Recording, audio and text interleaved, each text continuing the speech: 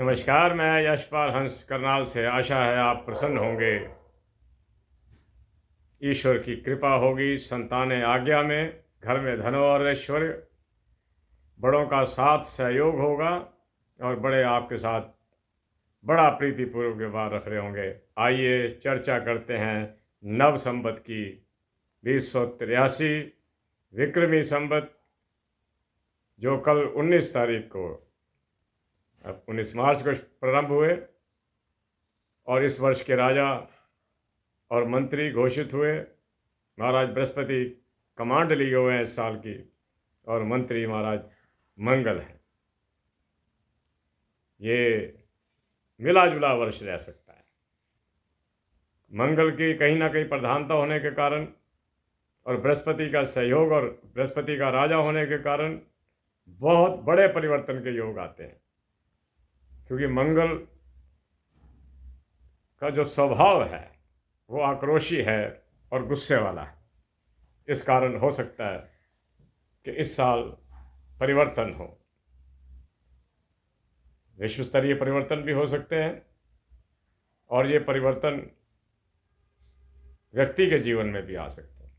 मैं आज अपने लैपटॉप के साथ आपके पास हूँ, आपको अपना राशिफल बताने के लिए कि आपके साथ आपका 2083 कैसा रहने जा रहा है, इस पर थोड़ी सी चर्चा करता हूँ। यही आज का छोटा सा वीडियो होगा, और मुझे आशा है कि आपकी आशाओं और अपेक्षाओं के अनुरूप प्रमाणित हो, आप उन्नति की ओर अग्रसर हों, साल अच्छा रहे। राजा तो बहुत अच्छे हैं, मंत्री भी प्रतापी है, मंत्री भी युद्धों के खिलाड़ी। मंगलवार बृहस्पति ज्ञान का निरूपक हैं, सौम्य प्लैनेट हैं, लेकिन एक बात बदल कहनी पड़ेगी कि ऐसा ग्रह है जो वृद्ध ग्रह भी है और ये अन्याय को सहन नहीं करता। जैसे शनि अन्याय को सहन नहीं करता, ऐसे बृहस्पति का कोशिश होती है कि जो पावर है, जो शक्ति है, वो उन लोगों के हाथ में रहे जो धार्मिक प्रवृत्ति के हैं और जो सत्य को मान्यता देते हैं। वर्ष में परिवर्तन होंगे, हर साल होते हैं परिवर्तन, इसमें कोई नई बात तो नहीं है। इस साल भी होंगे परिवर्तन, राजनीतिक क्षेत्र में भी होंगे, बिजनेस में भी होंगे, और विश्व स्तरीय परिवर्तन की बहुत बड़ी आशा की जा सकती है कि इस साल मंगल, जो कि युद्धों के मालिक हैं, कहीं अपना पूरा प्रकोप ही ना दिखा जाए। लेकिन हम परमात्मा से प्रार्थना करते हैं कि ऐसी स्थिति ना आए, क्योंकि ऐसी स्थिति भयंकर हो सकती है। और मैं हमेशा कहा करता हूँ कि युद्धों का परिमार्जन हो और विश्व में स्थायी शांति का आधार बने। मैं राशियों पर चर्चा करता हूँ, आप अपनी अपनी राशि देखिएगा, अपनी कुंडली खोलिएगा। आपकी कुंडली में जिस राशि में चंद्रमा बैठा हो वो आपकी जन्म राशि है। अगर आपका प्रख्यात नाम कुछ और है तो आप उसको ले सकते हैं, लेकिन ये आपकी आत्मा के द्वारा स्वीकारा गया नाम है। जैसे मेरा नाम पी अक्षर पे निकलता था, नहीं रखा गया उस वक़्त, जन्म राशि कुछ और थी, लेकिन नाम रख दिया गया वृश्चिक राशि पर। तो मेरी आत्मा ने उस वृश्चिक राशि को भी स्वीकार किया। तो मैं अब दोनों राशियां देखता हूँ अपनी, जब भी मैं अपने प्रति सोचता हूँ कुछ, तो दोनों राशियों को देखता हूँ। तो मैं आपको बताता हूँ, राशि मेष, स्वामी महाराज मंगल, जो कि इस समय अपनी राशि से 11वें घर के अंदर हैं, और बुध और राहु के साथ बैठे हुए अंगार योग भी कहीं ना कहीं पैदा कर रहे हैं। मैं आपको कहूँगा कि आप बुराइयों से बचिए, उन चीज़ों से बचिए जो खाने के बाद अंदर विष पैदा कर देती हैं। अपने ईटिंग सिस्टम पर बड़ा कंट्रोल करना।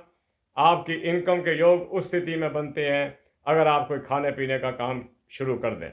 अगर आप इस वक्त बेरोज़गार हैं तो मैं आपको ये परामर्श दे सकता हूँ कि आप कोई ईटिंग वस्तु, खाने की वस्तु मैन्युफैक्चर करें या बेचें, तो आपका काम अच्छा होगा। राशि वृष, स्वामी महाराज शुक्र, ये भी अपने स्थान से ठीक 11वें स्थान पर गए हुए हैं, अस्त नहीं है, क्योंकि सूर्य के पास इस समय डिग्रियां हैं 4 और शुक्र के पास डिग्रियां हैं 21, 17 डिग्री का फासला है। शुक्र अस्त नहीं है। आपको बहुत अच्छी इनकम होगी और आपका प्रेम प्रसंगों में भी इन्वॉल्वमेंट हो सकती है। ध्यान से रहिएगा। अगली राशि राशि मिथुन। स्वामी महाराज बुध हैं। महाराज बुध इस समय मिथुन राशि से पंचम स्थान पर हैं और अस्त भी नहीं है। तो मैं आपको बताना चाहूँगा कि भाग्य स्थान पर होने के कारण और शनि अपने प्रबल मित्र के घर होने के कारण ये आपको लाभ देंगे। और सबसे बड़ी बात कि इस समय वृश्चिक मिथुन राशि के अंदर महाराज गुरु, जो कि बड़ी मुद्दत से अस्त वक्री वगैरह बहुत कुछ चल रहे थे, लेकिन अब ठीक हैं और मिथुन राशि इस समय कल्याणकारी दिशा की ओर मुड़ रही है। मैं माना कि बृहस्पति और बुध मित्र नहीं हैं, लेकिन हैं दोनों ज्ञान के निरूपक। आप अपनी बुद्धि के बल पर अपने पुराने लंबित कार्यक्रमों को पूरा कर जाओगे। अगली राशि राशि कर्क। स्वामी महाराज चंद्रमा। महाराज चंद्रमा इस वक्त समय अपने स्थान से नवम स्थान पर हैं। बहुत अच्छा वर्ष रहने जा रहा है आपका। मैं वर्ष की बात करूं तो लंबी हो जाएगी, आप इसको कुछ महीने का ज़रूर लीजिएगा। राशियां ग्रह बदलते रहते हैं, स्थितियां बदलती रहती हैं, तो मैं केवल वर्तमान महीने 2 महीने की बात आपसे करता हूं। फिर अगली चर्चाएं तो मैं करता ही रहता हूं, फिर और चर्चाएं करूंगा। कर्क राशि ठीक है, क्योंकि चंद्रमा की स्थिति इस समय ठीक है। चंद्रमा शनि शुक्र और सूर्य के साथ बैठ गए हैं और चंद्रमा कभी अस्त नहीं होते और कभी वक्री नहीं होते, इसलिए कर्क राशि ठीक है। और कुछ ही समय के अंदर अंदर अंदर देखिएगा बहुत बड़ा योग आ रहा है। ये कुछ ही समय के अंदर महाराज बृहस्पति उच्च के होने जा रहे हैं और कर्क राशि में आने जा रहे हैं। शायद महीना 2 महीने की बात रही होगी, तो ये समय आपके लिए कल्याणकारी होगा। स्वामी राशि सिंह। स्वामी महाराज सूर्य अष्टम में है अपने स्थान से, सिंह से अष्टम में है। जो कल की स्थिति थी, तो अष्टम में ये आपको ऋण में डाल सकते हैं, बचिएगा कर्जे से। और ये आपको मानसिक तौर पर भी ज़्यादा सोचने पर मजबूर कर सकते हैं। आप बचिएगा और आप सूर्य के दान करते रहिएगा, जैसा मैं बताया करता हूँ। सूर्य का दान मुख्य दान, अर्ध तो आप देते ही हैं, यज्ञ भी कर लेना, ना करना तो आटे का दान ज़रूर करना, गेहूं का दान ज़रूर करना, क्योंकि ये इनका प्रोडक्ट है। अगली राशि राशि कन्या। स्वामी महाराज बुध ये अपने स्थान से इस समय छठे में चल रहे हैं, मंगल के साथ, राहु के साथ। तो कन्या राशि की परीक्षा की घड़ी है और काफ़ी मुद्दत से कन्या राशि परेशानी में चल रही है।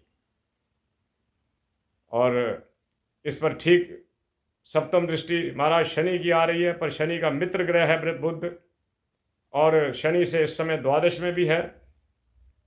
ये कोई अच्छा योग नहीं है वैसे, लेकिन कन्या राशि को मैं इतना कह सकता हूँ कि पिछले दिनों की अपेक्षा, पिछले कुछ महीनों की अपेक्षा आपका ये वर्ष बहुत अच्छा जाने वाला है, क्योंकि शनि की सप्तम दृष्टि जो है वो अपने प्रबल मित्र के घर पर आ रही है, इसलिए आपके लिए ये लाभकारी होगा। और जैसे कि आपको कोई कहे जी कि आपको कोई बड़ा धन मिलने जा रहा है, बहुत बड़े बड़े वो होने वाले हैं, नहीं, आप अपनी मेहनत कीजिएगा, आपको परिणाम सुखद मिल जाएंगे। क्योंकि राशि स्वामी छठे में है और अपने से छठे जब ये 6th हाउस में बैठता है तो बुध अपनी ओन डायरेक्शन में हो जाता है।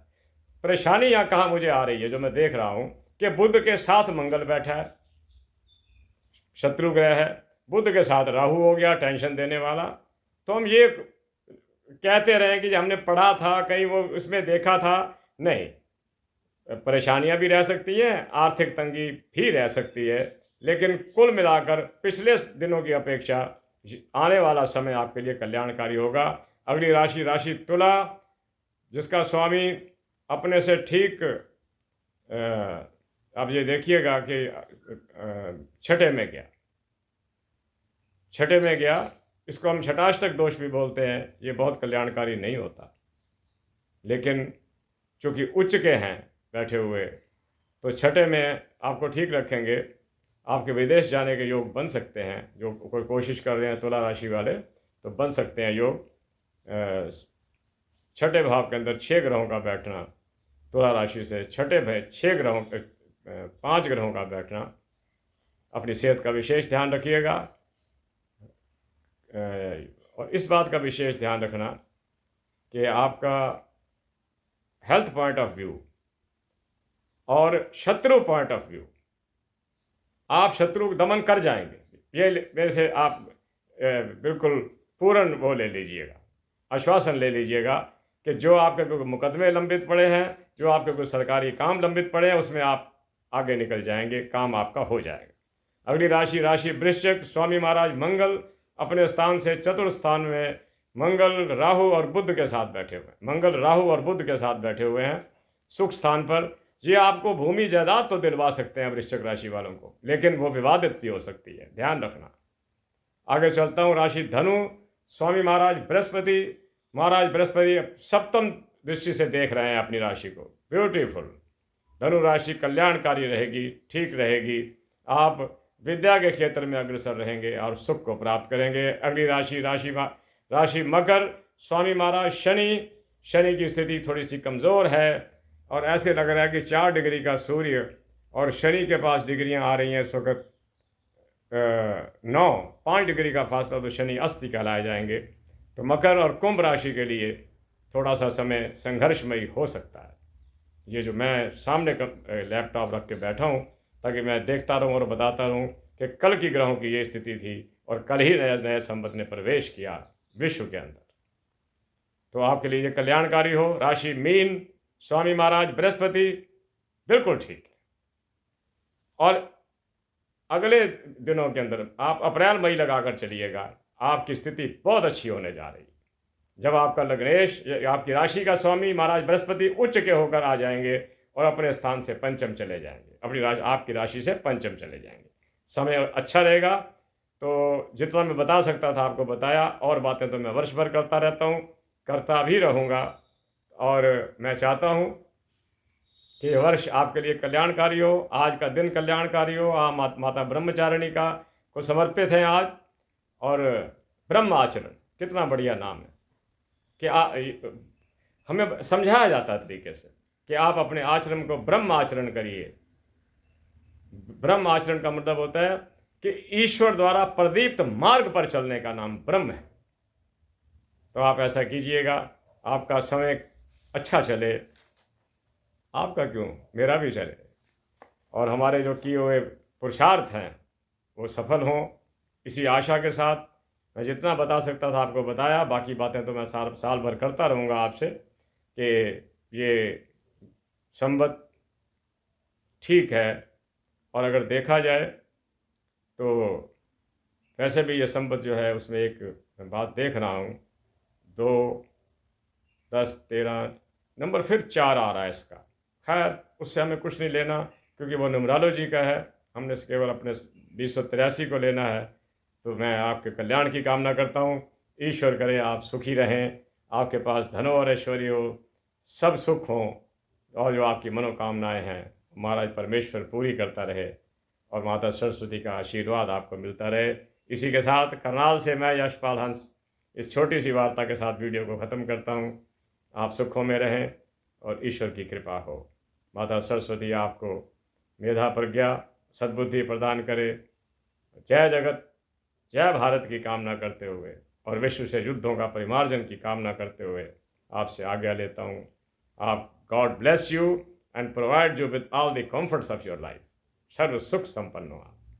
नमस्कार, शुभकामनाएं।